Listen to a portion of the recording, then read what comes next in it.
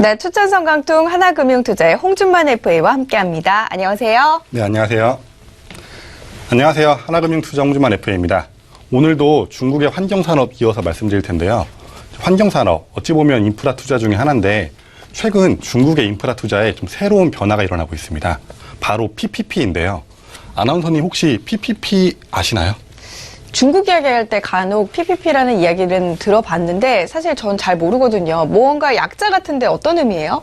네, 맞습니다. PPP 간단히 말씀드리면요. Public Private Partnership.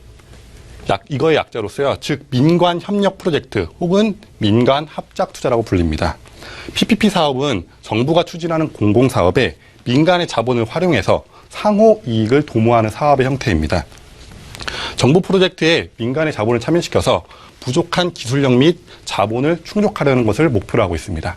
지금 중국의 국가 재정이 부족한 것은 아니지만 단기간에 인프라 확충을 위해서 이 PPP를 활용하고 있습니다. 이제는 중국 정부와 민간 기업이 서로 손을 잡고선 같이 나아가는 산업을 발전하는 쪽으로 방향을 틀었다는 거죠. 여기서 중국의 좀 새로운 변화의 바람이 불고 있는데 이 부분은 저희가 환경산업 끝나고 또 자세하게 설명을 드리도록 하겠습니다. 네, 그럼 PPP가 환경산업과 어떤 관련이 있고 어떤 변화를 가져오게 될지를 좀 살펴봐야 될 것 같은데 여태까지 지금 환경산업 같은 경우는 중국 정부의 주도하에 이루어지고 있죠. 어떻습니까? 네, 맞습니다. 여태까지 환경산업은요, 정부의 정책에 따라서 크게 좌우되었습니다. 환경산업 보호 자체가 SOC 및 공공서비스 또 정부 사업과 밀접한 연관이 있었습니다. 최근 중국 정부는 이러한 공공사업에 PPP를 접목시켜서 재정 공백을 메우고 민간 기업들이 적극적으로 참여하도록 하고 있습니다. 이를 통해 환경보호 산업에서 연평균 15%의 투자 성장률을 유지하는 것을 목표로 하고 있는데요. 중국 국가발전개혁위원회와 환경부는 2016년 9월 공동성명을 통해서 환경보호산업 부가가치를 총 2.8조 위안, 약 465조 위안까지 끌어올린다고 말했습니다. 거의 우리나라 1년의 예산치를 환경보호산업에 쏟아붓겠다는 건데요. 당연히 자금 마련이 중요하겠죠. 이를 위해서 PPP를 통해 1조 위안을 창출하고 투자하기로 하였습니다. 자, 중국의 PPP 산업을 보시면요. 이 중에서 환경보호 유틸리티가 약 17%를 차지하고 있습니다. 좀 많은 비중인데요. 그만큼 중요하게 생각하고 있다는 것입니다. 좀 구체적으로 보시면 오폐수 처리가 23%, 생태건설 환경보호가 16%, 그 다음 수리, 수도, 쓰레기 처리로 이어지는데요. 이 쓰레기 처리 저희가 지난번에 동강환보 말씀드렸죠. 꼭 기억하시길 바라고요. 이 오폐수 처리는 저희가 추천드렸던 중신증권이 서우창 오폐수 PPP 요금 수익권 프로젝트를 진행하고 있습니다. 이렇게 환경산업에 대해서 PPP의 영향은 점점 더욱더 커질 것으로 보입니다. 다만 이 PPP 사업은 아직 좀 리스크가 있습니다. 최근 중국 정부의 강력한 의지에도 불구하고 좀 법률이나 제도가 아직 초보적인 수준에 불과합니다.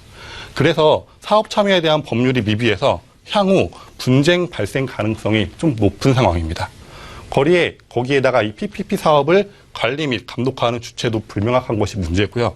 또한 사업 추진 체계 및 인허가 절차가 상이해서 좀 민간 기업 참여의 적극성을 저해하고 있습니다. 그런데 다행히도 지난 3월 상하이증권거래소는 중신증권을 포함한 PPP 3건의 프로젝트를 승인하고 현재 진행하고 있습니다. 이 리스크들이 점점 해소되어 가고 있다는 것이죠. 자, 그렇다면 이 환경 분야의 이 PPP 사업, 대기오염, 수질, 그리고 환경보호 다양한 이제 곳에서 발생하지 않을까 싶은데 우리가 그럼 어떤 부분을 좀 눈여겨봐야 될까요? 네, 눈여겨보셔야 될 곳이 바로 이 환경 PPP 산업의 대장, 조경산업입니다. 조경산업은 향후 도시화에 따른 고성장도 기대할 수 있는데요. 2015년 기준으로 중국 조경산업의 규모는 약 4,400억 위안, 74조 규모의 엄청난 크기입니다. 중국의 조경산업은 크게 이런 도시공원, 주택조경, 생태보건으로 나뉘는데 도시공원이 약 46%의 비중을 차지하고 있고 주택조경이 30%, 생태보건이 16%를 차지하고 있습니다. 그런데 이 생태보건은 좀 마진율이 낮고 기술력이 높아야 되기 때문에 비중이 점점 더 떨어질 것으로 예상이 되고 있습니다. 그렇기에 저희는 이 도시공원과 주택조경에 집중을 해서 봐야 됩니다. 중국 민간 부분 조경 투자 규모를 보시면은 올해 기준으로 약 2,050억을 좀 넘을 것으로 보입니다. 그리고 중국의 공공부분 조경 투자 규모, 즉 도시공원 투자 규모를 보시면은 올해 기준으로 2,800억을 넘었을 것으로 보이는데요. 올해 중국의 전체 조경산업 규모를 계산해 보면은 한 4,900억 위안 정도가 됩니다. 우리나라 돈으로 81조 5천억 정도가 되는 엄청난 규모를 보이고 있습니다. 자, 이 사진 청계천 복원 사진인데요. 언제부턴가 서울도 이렇게 청계천을 복원하고 뭐 고가다리 철거하고 한강공원 조성하고 이런 많은 녹지 조성 사업을 하고 있습니다.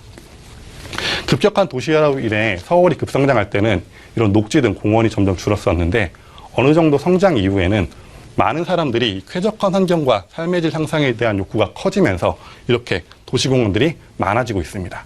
그리고 이는 현재 중국도 마찬가지입니다. 중국의 도시화율은 나날이 증가하고 있는 상황에서 중국 사람들도 이런 도시공원, 녹지 등에 대한 욕구가 많이 커지고 있는 상황입니다. 자, 그렇기에 이 조경산업은 중장기적으로 고성장이 기대가 되고 있습니다. 그런데 중국의 조경사업 프로젝트는 좀 사업의 규모는 많이 크지만 사실 이런 조경산업이라는 게 진입장벽이 좀 많이 낮습니다. 그렇기 때문에 지금 소규모 업체들이 난립하고 있는 상황인데요. 서로 주도권을 잡기 위해 사업을 다각화하고 M&A를 통해 대형화를 시도하고 있습니다.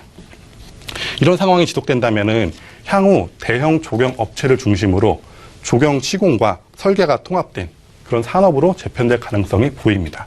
그렇기에 저희는 중국의 대표적인 조경 업체인 이 동방원림을 지금 주목하고 있습니다. 네. 결국에는 이제 동방원림과 관련된 이제 기업 이야기를 하기 위해서 우리가 이렇게 긴 이야기를 하지 않았나 싶었는데 동방원림 같은 경우는 다음 시간에 이제 구체적인 이야기를 하게 되겠죠. 네, 동방원림 다음 시간에 구체적으로 말씀을 드리겠습니다. 네, 아무래도 눈치가 빠르셔가지고 네. 다 말씀을 해주셨는데요. 영화 이야기로 또 마무리가 되지 않을까 싶어요. 오늘은 어떤 영화입니까? 네, 좀 오래되었지만 아주 유명한 영화 로마의 휴일입니다. 여기서 오드리 헵번이 연기한 앤공주가요, 이 스페인 광장에서 뭐 아이스크림도 먹고 머리도 자르는 등 좀 자유를 만끽합니다. 참고로 이 스페인 광장은 스페인이 아니라 이탈리아 로마에 있으니까 헷갈리지 마시고요. 이렇게 좀 답답한 도시 생활 속에서 자유를 누리며 만끽할 수 있는 도시공원, 휴식공간을 사람들은 많이 원하고 있습니다. 그리고 이런 삶의 질 향상에 대한 욕구가 강한 것은 중국도 마찬가지고요. 그렇기에 환경 PPP 산업의 대장이라고 할 수 있는 조경산업을 주목하시길 바랍니다. 네. 자, 오늘은 이렇게 중국의 조경산업과 관련된 전반적인 이야기들 들어봤습니다. 추천성강통 하나금융투자의 홍준만 FA와 함께했습니다. 고맙습니다. 네, 감사합니다.